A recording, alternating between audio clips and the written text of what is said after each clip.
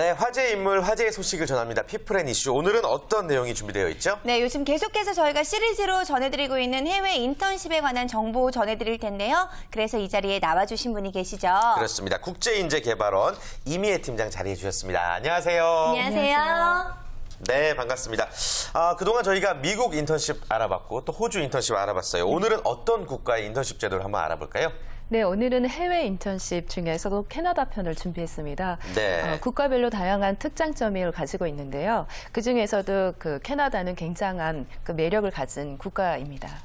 그렇군요. 어떤 매력이 있길래 매력이라는 말씀을 써주셨을지 캐나다의 매력 좀 말씀해 주실까요? 네, 그럴까요? 네. 예. 우선 캐나다는 모든 나라의 다양한 인종들로 이루어진 나라라고 보시면 됩니다. 그리고 많은 인종의 사람들이 살고 있기도 하고요.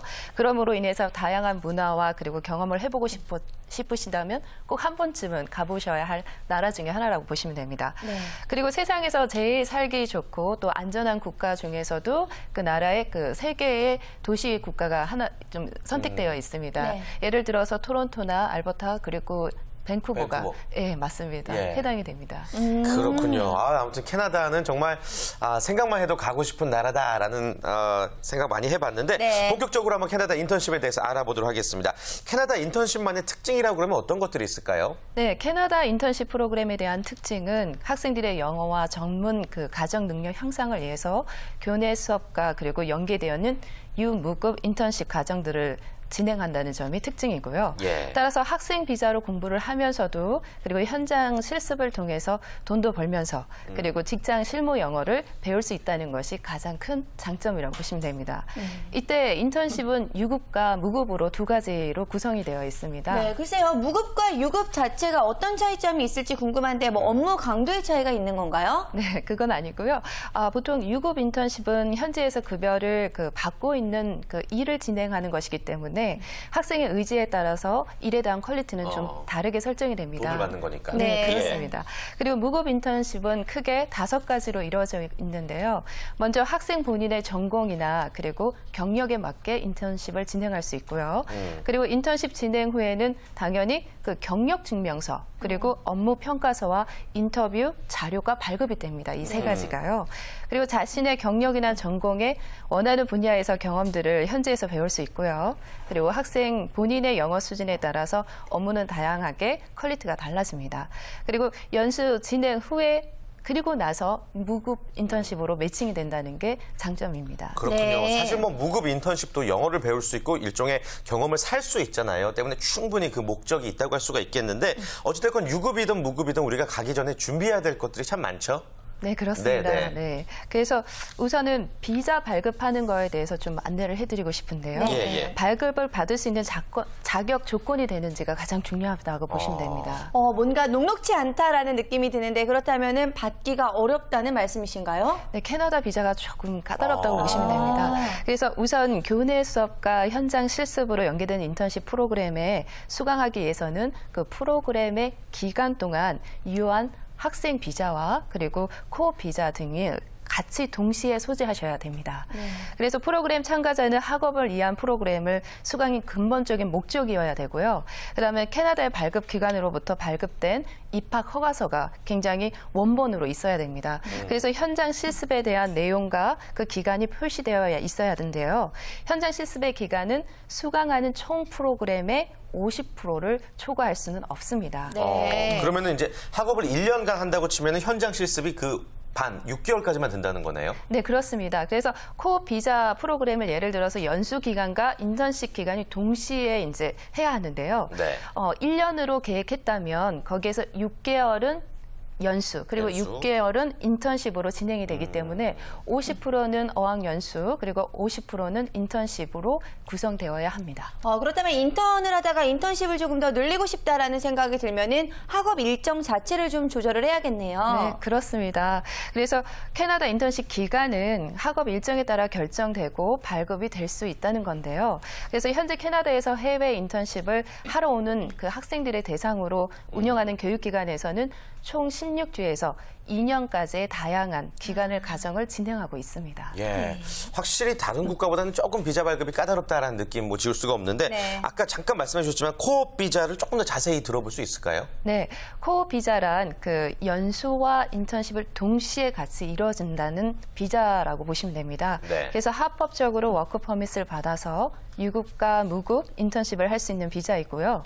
연수를 받으며 배운 영어를 실전 생활에서 활용할 수 있는 비자로 생각하시면 됩니다. 아, 그렇다면 이 코업 비자를 받는 데는 별 어려움이 없는 건가요?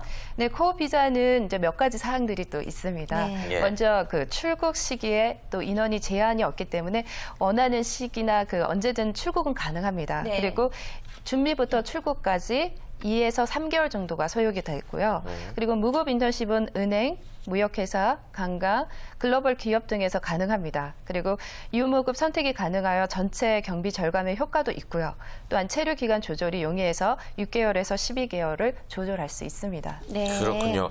아무튼 우리가 다양한 국가의 해외 인턴십을 얘기할 때 가장 많이 발급받고 가장 많이 이야기하는 게 바로 워킹 홀리데이 비자잖아요. 다른 점이 있다면 어떤 게 있을까요? 코업 비자와?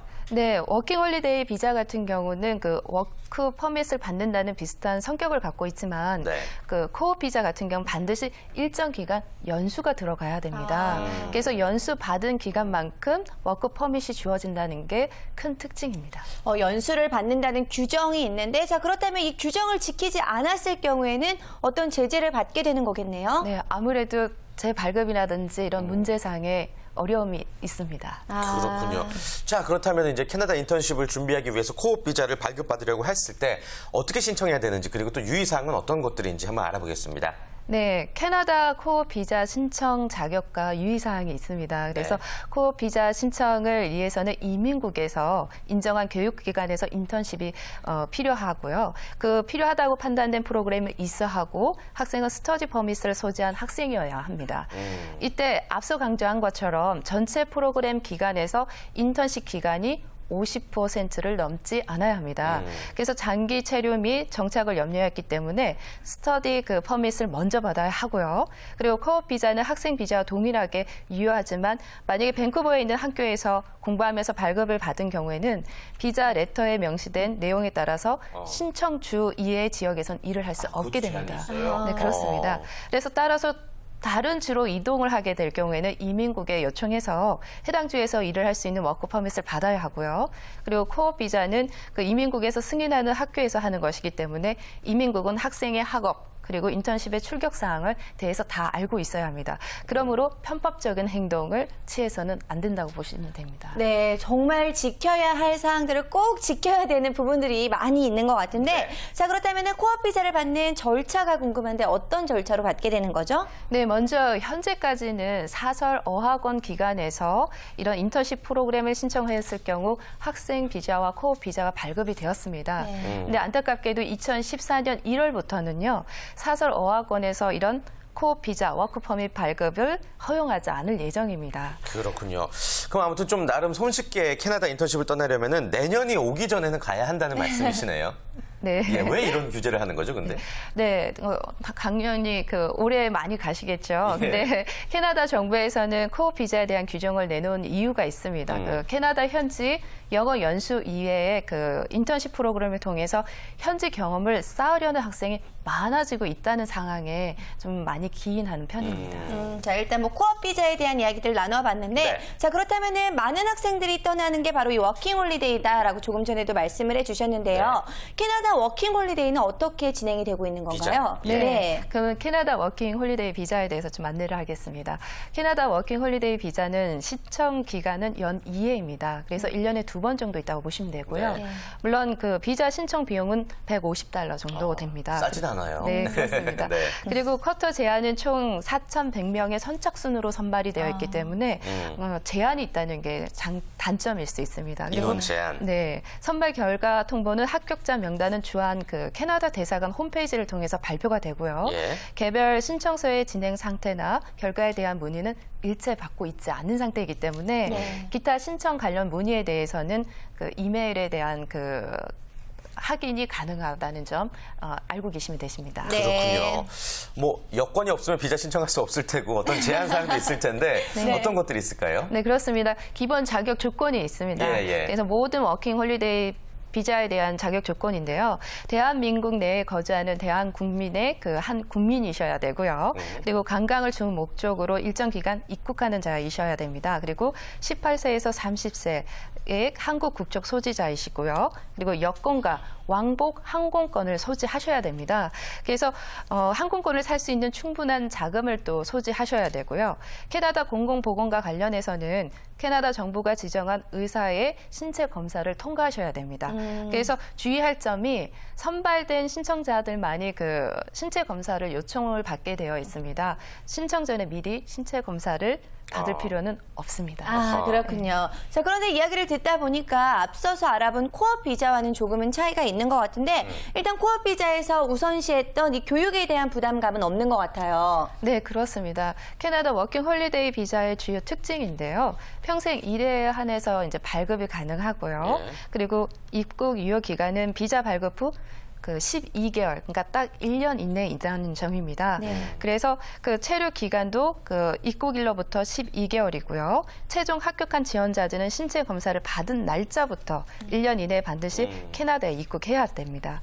그리고 어학 연수는 최대 6개월이 가능하고 취업 조건 또한 본인의 능력에 따라서 다양한 종류의 취업 기회를 제공하고 있습니다. 그리고 캐나다 워킹 홀리데이 비자는 캐나다 그 입국 후에 비자 유효 기간 동안 입출국이 자유로운 복수 비자입니다. 그래서 입국 목적은 그 여행이며 그리고 여행 경비에 충당한 목적으로 노동권을 합법적으로 보장받는다는 것입니다. 네. 워킹 홀리데이 비자도 매년 신청 기간이 정해져 있죠?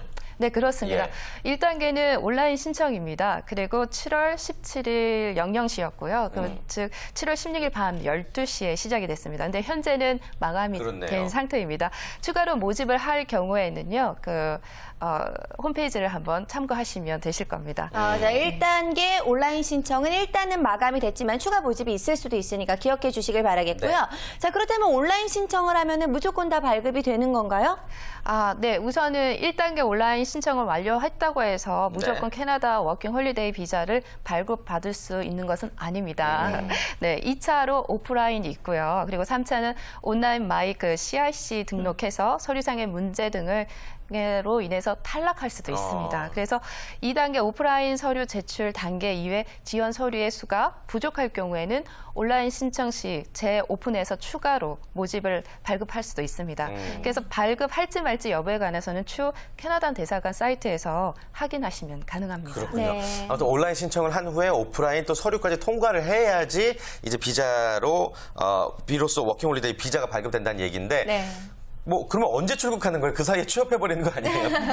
네, 좀 애로사항이죠. 길네요. 예. 그립니다. 그래서 8월 초 2단계 오프라인 서류 접수가 이루어지기 때문에요. 조건부 합격 통지서를 발급을 빨라도 8월 중순 이후에 이제 될 것이라고 보입니다. 그리고 이후에 마이 CRC 등록 심사 신체 검사까지 이뤄진 후 최종 승인 레터는 접수 기간에서 최소 5개월 이후에 받을 수 있다는 거를 예상하시고요. 오래 걸리네요. 네, 그렇습니다. 그래서 상반기의 경우에는 1월 접수하고 4월 중순에 신체 검사 이후 순차적으로 그 승인 레터를 받을 수 있습니다. 네, 결국 캐나다로 인턴십을 가기 위해서는 뭐 두 가지 방법, 코업 비자를 받는 것과 워킹 홀리데이 비자를 받는 것에 두 가지 방법이 있는데 이 비자별로 큰 특징과 또 차이점들이 있으니까 자신에게 맞는 것이 어떤 것인지 꼭 알고 떠나야 될 것 같습니다. 맞습니다. 그리고 또 이야기를 들어보니 캐나다가 조금 다른 국가에 비해서는 약간은 까다로운 부분이 분명히 있는 것 같은데요. 네. 전문가 입장에서 어떤 당부사항이라든지 떠나기 전에 우리가 알아야 될 유의사항 어떤 게 있을까요? 네, 캐나다 인턴십을 활용하기 위해서는 먼저 아까 절차가 바로 되는 게 아니라 한 4개월에서 5개월이라는 절차 기간이 생깁니다. 그래서 그 점을 유념해서 전공에 맞춰서 어느 쪽 그리고 지역을 선택하셔야 될 수 있습니다. 그래서 그 점들을 철저하게 고려하시고 검토해 주시길 바랍니다. 그리고 구피 지원 프로그램이라는 게 있습니다. 한국산업인력공단에서 진행하는 구피 지원 프로그램으로서 연수비 70%를 지원받아서 취업으로 매칭되는 프로그램입니다. 그래서 이 점은 월드잡 사이트에서 캐나다 프로그램의 본인에게 맞는 취업 분야에 맞춰서 신청하실 수가 있습니다. 네. 자, 그런데 추가로요. 이 캐나다로 인턴십도 참 많이 떠나지만 유학을 가거나 어학연수 가시는 분들도 많은데 유학을 가기에 캐나다에는 어떤 이점들이 있을까요? 네, 어학연수, 정규 과정, 그리고 유학 지역으로 최근 캐나다를 선택하는 이유가 이제 크게 늘어나고 있습니다. 그리고 미국 등 다른 영어권 국가를 선호하던 학생들 사이에서도 캐나다 유학의 장점들이 알려지면서 나타나는 현상인데요. 우선 캐나다의 교육 수준은 세계적으로 인정받을 정도로 높은 편입니다. 그래서 국제 학업 성취도가 평가에서 최상위권에 지켜왔고, 그리고 OECD 그 회원국 중에서도 교육 부분이 투자율이 가장 높은 나라이기도 합니다. 그래서 학교도 90여 개가 종합대학과 그리고 250개의 그 전문대학 및 기술대학이 이루어져 있습니다. 대부분의 교육기관이 국가 지원하에 있다는 점이 특징이고요. 특히 국가 및 정부, 주정부에서 교육청의 지속적인 관리와 엄격한 감독을 받기 때문에 교육의 질이 굉장히 높을 수밖에 없습니다.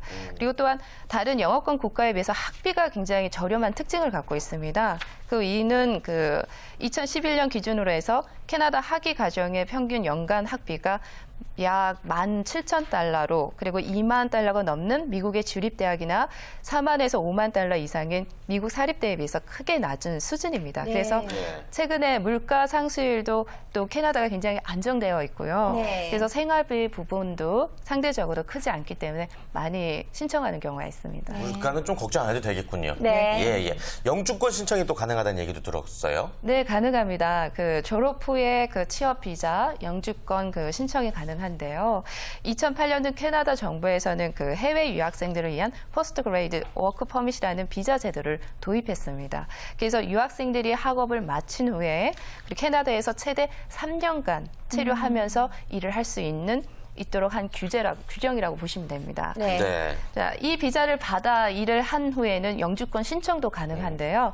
또한 앞서 말씀드린 것처럼 실무 경험을 동시에 그리고 가능하다는 걸 그 자체가 큰 매력입니다. 그래서 캐나다의 대학 교육 과정은 학문의 이론적인 깊이뿐만 아니라 실용성도 굉장히 강조하고 있습니다.